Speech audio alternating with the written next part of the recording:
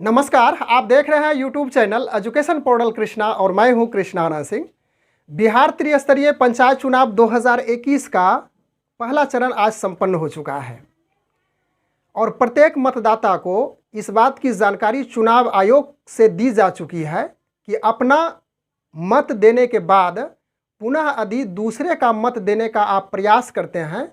तो आप वहां पे पकड़े जाएंगे और आपके ऊपर कानूनी कार्रवाई की जाएगी। आपको इस बात की जानकारी होगी कि पिछले चुनाव में मतदाता की पहचान करने के लिए यानी कि जो फर्जी मतदाता है या जेन्युइन मतदाता है उसकी पहचान करने के लिए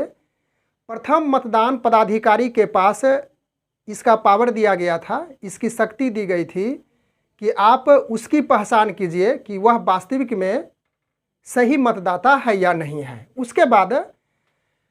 आगे की प्रक्रिया में जो मतदान कर्मी होते हैं उसके बाएं हाथ की जो तर्जनी उंगली है स्किन से प्रारंभ करते हुए नाखून तक उसे अमिट स्याही का निशान भी लगा दिया जाता था कि वह दोबारा वोटिंग के लिए नहीं आएंगे। लेकिन कुछ ऐसे भी मतदाता थे जो कि उस निशान को मिटा देते थे किसी केमिकल या किसी विधि की सहायता से, उसके बाद पुनः प्रयास करते थे और सफल भी हो जाते थे। तो इसी सफलता यानी मतदाता की जो सफलता होती थी दूसरे तीसरे चौथे प्रयास में वोटिंग करने की, तो उसे रोकने के लिए विभाग की ओर से यानी कि निर्वाचन जो चुनाव आयोग है उसकी ओर से एक तकनीकी व्यवस्था अपनाई गई है जिसमें बायोमेट्रिक उपकरण और टेबलेट की वहाँ पे उस मतदान केंद्र पे मौजूद कराया गया है और उसके लिए जो तकनीकी कर्मी हैं वह मौजूद होंगे। तो प्रोसेस इसका इस प्रकार से है, आप किस प्रकार से पकड़े जाएंगे यदि दूसरा प्रयास करते हैं, तो इसे संक्षेप में मैं बताने का प्रयास करता हूं। जब आप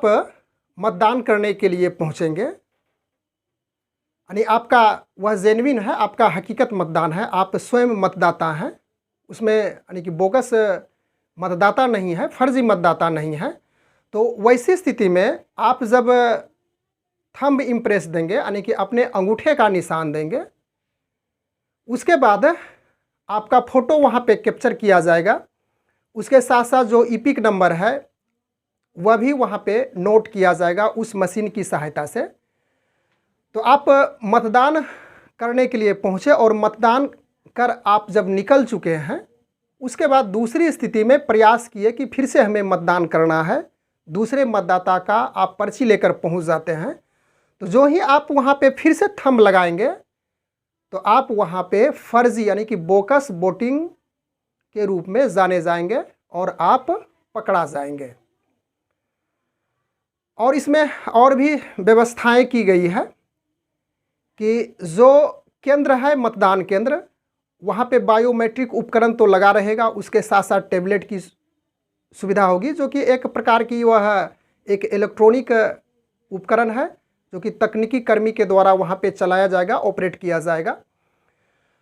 सपोज कीजिए कि वहाँ उस मतदान केंद्र पे जो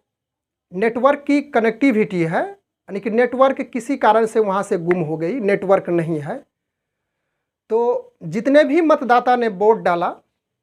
उसका जो भी थंब इम्प्रेस है यानी अंगूठे का निशान है वह तो लगाए हैं,